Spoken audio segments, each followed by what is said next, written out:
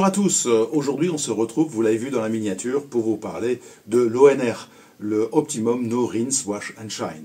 Donc avant l'arrivée de produits tels que ceux-là, donc c'est pas le seul, il y a d'autres qui existent, d'autres produits, d'autres marques qui existent pour le lavage sans rinçage, donc il faut bien utiliser de l'eau, mettons tout de suite les choses au clair. Il fallait toujours utiliser de l'eau et du shampoing, la méthode traditionnelle. Aujourd'hui, avec les restrictions d'eau, et aussi en corollaire de la vidéo de la semaine dernière qui vous parlait de lavage hivernal, en hiver, il est très difficile parfois d'utiliser beaucoup d'eau d'un nettoyeur haute pression si vous avez un garage, un petit garage, où vous ne pouvez pas forcément éclabousser tout ce qui est autour. Donc c'est très pratique d'utiliser cette solution que nous allons voir en détail dans cette vidéo.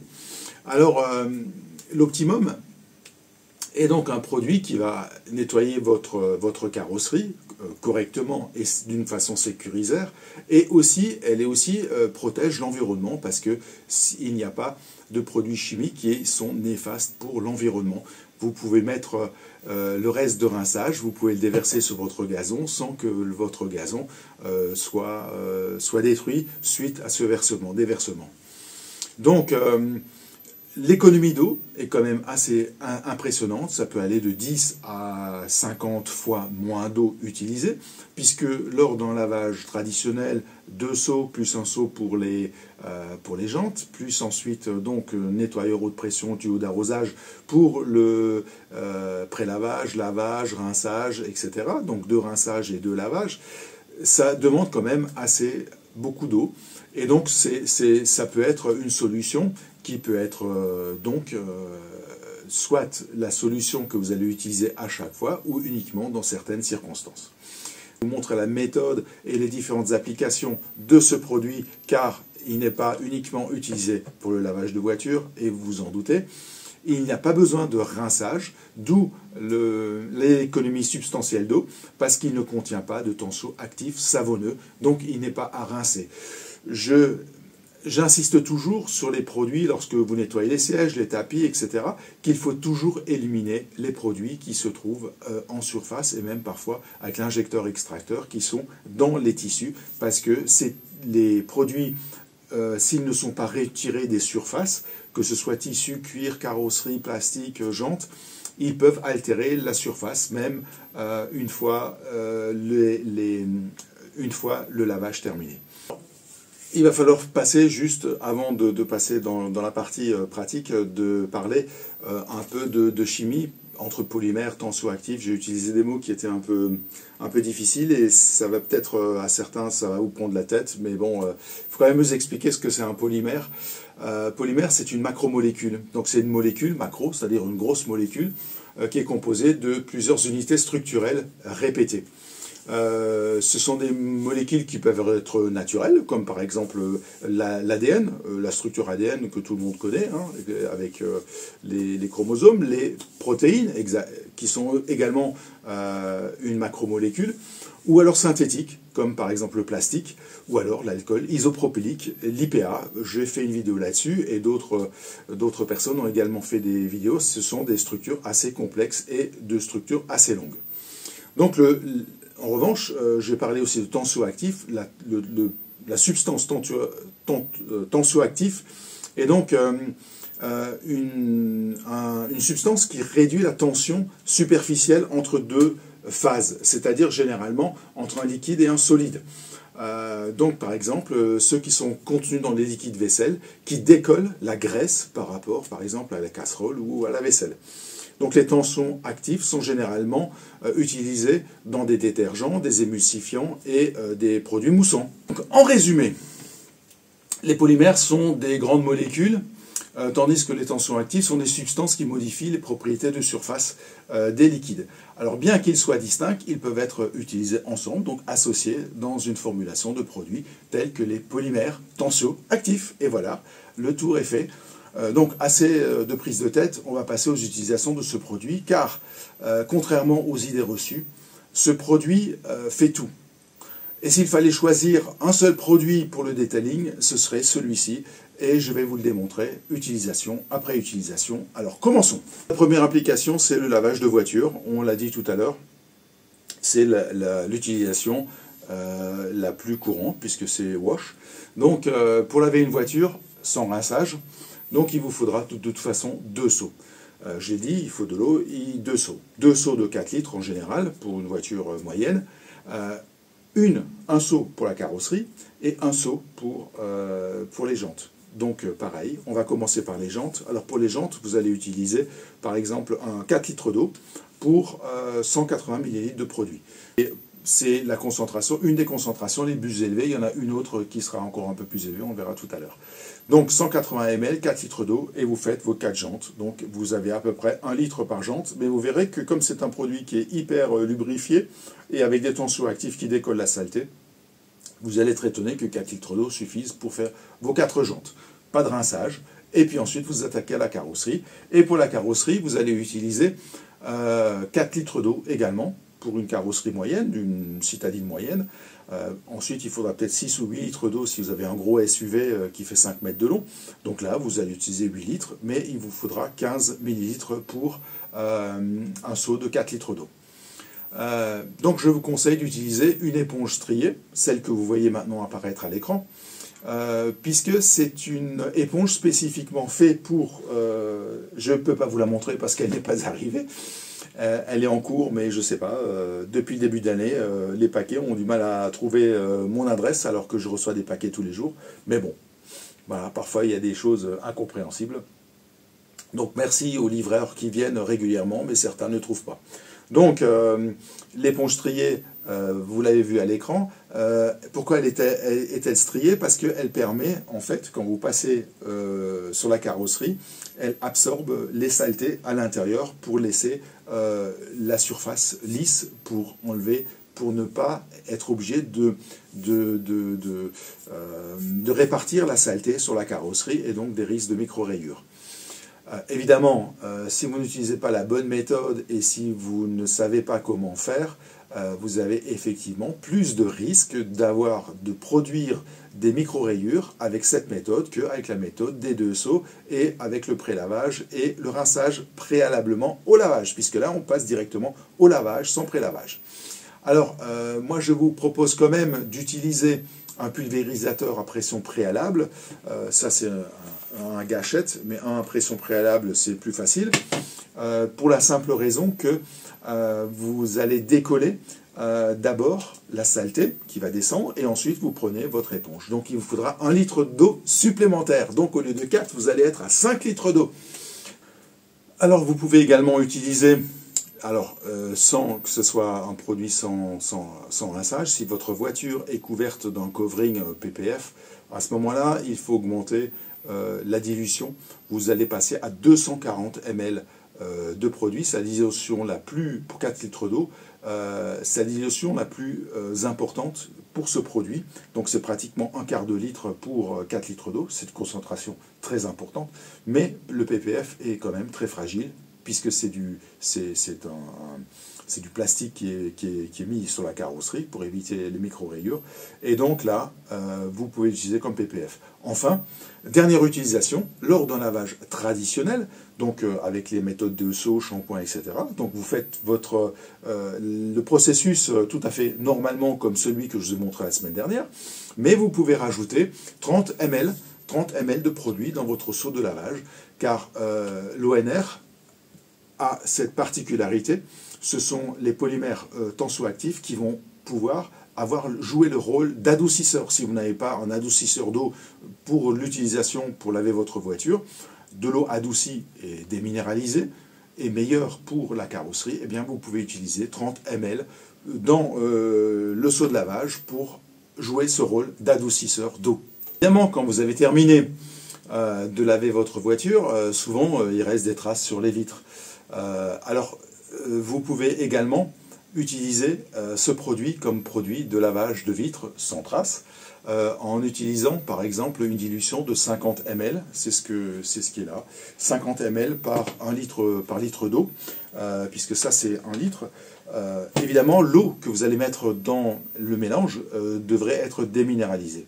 Alors, avant je vous disais que ça peut être utilisé comme adoucisseur. Alors, bien sûr, vous pouvez utiliser de l'eau du robinet pour rajouter, pour compléter le litre d'eau avec les 50 ml de produit ONR. Je vous déconseille je vous conseille d'utiliser de l'eau déminéralisée tout simplement pour que la force du produit reste active pour l'utilisation du nettoyage de vitre, car si vous l'utilisez dans l'eau du robinet, il y a une partie du pouvoir du produit qui va être utilisée pour adoucir l'eau. Donc le but, ce n'est pas d'adoucir l'eau qui se trouve dans votre pulvérisateur, mais c'est plutôt pour nettoyer les vitres. Alors utilisez plutôt comme de l'eau déminéralisée. Et puis ensuite, vous pouvez utiliser dans un lavage traditionnel, vous pouvez utiliser un mélange, donc une dilution également de 60 ml, 50, 60, c'est un tout petit peu plus, c'est meilleur, comme produit d'aide au séchage. Donc, vous pulvérisez quand vous lavez votre voiture, méthode traditionnelle, pour éviter et pour faciliter l'essuyage quand vous tapotez avec la microfibre et vous tirez. Ça donne plus de pouvoir séchant lorsque vous passez donc votre microfibre sur le capot, sur le toit et sur les côtés. Un petit spritz et puis hop, c'est meilleur comme aide au séchage. Ensuite, là on a vu toutes les utilisations en lavage extérieur. Donc là on va parler de nettoyage intérieur. Donc vous pouvez également l'utiliser comme QD, comme Quick Detailer, et là vous allez utiliser comme pour, c'est à peu près comme pour l'aide au séchage, vous pouvez le doser à 60 ml par litre d'eau, donc dans un pulvérisateur. Vous pouvez également l'utiliser pour nettoyer l'intérieur intégral d'une voiture, c'est-à-dire plastique des tableaux de bord, des tableaux de bord, des contreportes. Vous pouvez l'utiliser pour les plastiques, les cuirs, les tissus, les tapis, les moquettes. Et là, vous pouvez utiliser le dosage que j'ai ici, 50 ml par litre d'eau. Donc là, pulvérisateur classique, pulvérisateur... alors celui-ci, c'est le double flux, hein, vous vous souvenez. Quand vous appuyez, il y a une pulvérisation. Quand vous lâchez, il y a une deuxième pulvérisation. C'est 2 fois plus rapide à utiliser, mais vous consommez 2 fois plus de produits. Vous pouvez également rajouter, par exemple, si vous utilisez un nettoyeur vapeur, vous vous souvenez, je vous ai montré l'utilisation de mon nettoyeur vapeur, le Karcher, le Easy 5. Eh bien, vous pouvez rajouter 4 ml, donc très très peu, dans l'eau pour que la vapeur soit encore plus efficace. Et ça ne va pas casser votre nettoyeur haute pression. Bien au contraire, ça va entretenir la cuve et la chaudière de votre nettoyeur vapeur. C'est pas fini, on a vu tout ce qui est extérieur, intérieur, donc maintenant on va aussi parler polissage, puisque là derrière vous voyez mes machines, les polisseuses, en haut vous devez voir la Flex qui est là, la rouge, et donc l'ONR peut également être utilisé comme lubrifiant lorsque vous passez la clé barre. Et donc là, comme lubrifiant, eh bien, une dilution de 15 ml par litre d'eau suffira largement pour lubrifier la clé barre. Généralement, vous pouvez utiliser un QD comme lubrifiant, mais là, vous pouvez utiliser avec une dilution moindre, 15 ml. Il servira également pour nettoyer les pads. Alors les pads, vous avez vu mon pad washer, j'ai fait une vidéo spécifique là-dessus. Là, vous utilisez une dose un peu plus élevée, 30 ml pour 4 litres d'eau, parce que c'est la dilution que moi je mets dans mon pad washer.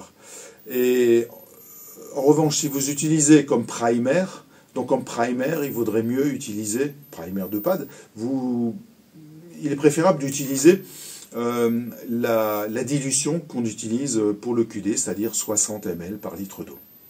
Et enfin, vous pouvez également fabriquer, attention, de l'IPA, non pas à base d'alcool isopropylique, mais à base donc de cette molécule. Je vous l'avais dit, c'est des molécules, macromolécules comparables.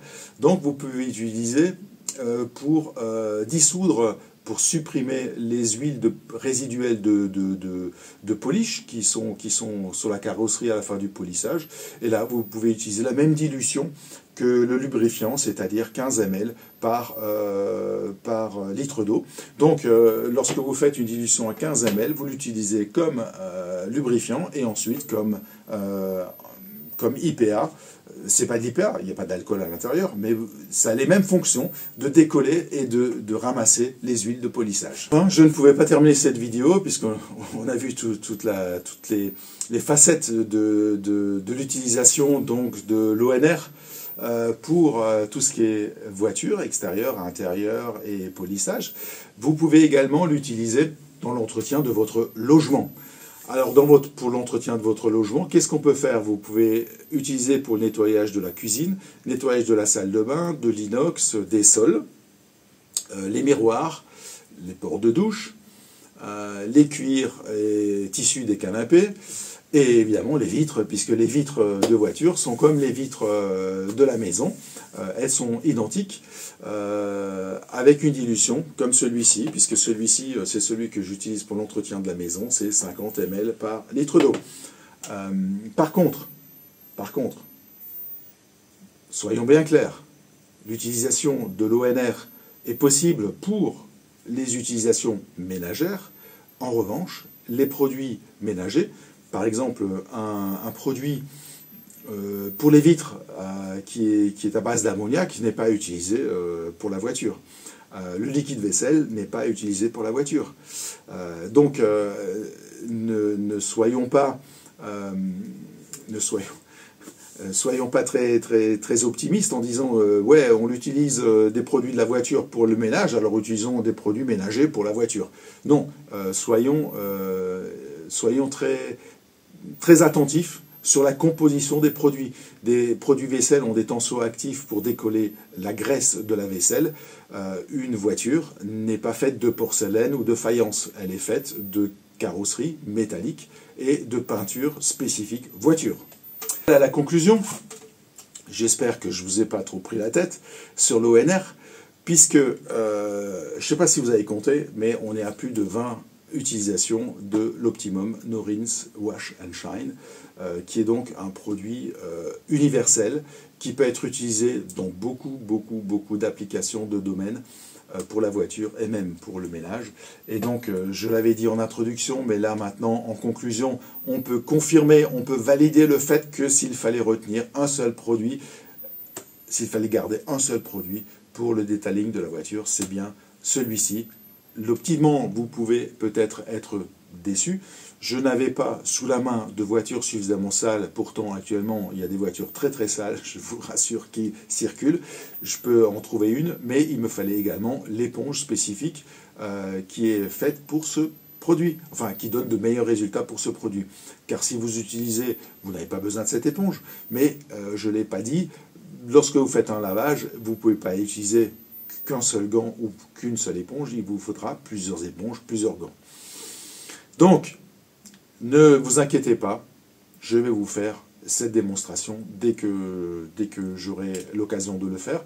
Je l'avais déjà fait sur ma Volvo l'année dernière, lorsqu'elle était très sale et qu'il faisait moins 15 à l'extérieur. Là, aujourd'hui, il fait encore moins 5. Donc, le lavage extérieur n'est toujours pas possible, il faut toujours rester à l'intérieur. Même en station de lavage, je ne vous le conseille pas. Sinon, regardez la vidéo de la semaine dernière, je vous dis pourquoi. Si vous voulez changer un joint de portière, ça vous coûtera très cher. Donc, enfin, un dernier détail, vous l'avez peut-être remarqué, nous allons passer cette semaine, je vais passer les 1000 abonnés. Alors c'est une barre symbolique qui est très importante pour un créateur de contenu. Donc je vais passer cette barre de 1000 grâce à vous, et c'est pour ça que je voulais vous remercier aujourd'hui de votre soutien, de votre aide et de votre contribution à toutes les questions et à me suivre, à me supporter semaine après semaine. Et je tiens aussi à remercier mon partenaire Dincars qui me soutient depuis mes débuts. Donc je vous dis à la semaine prochaine, portez-vous bien et salut les amis.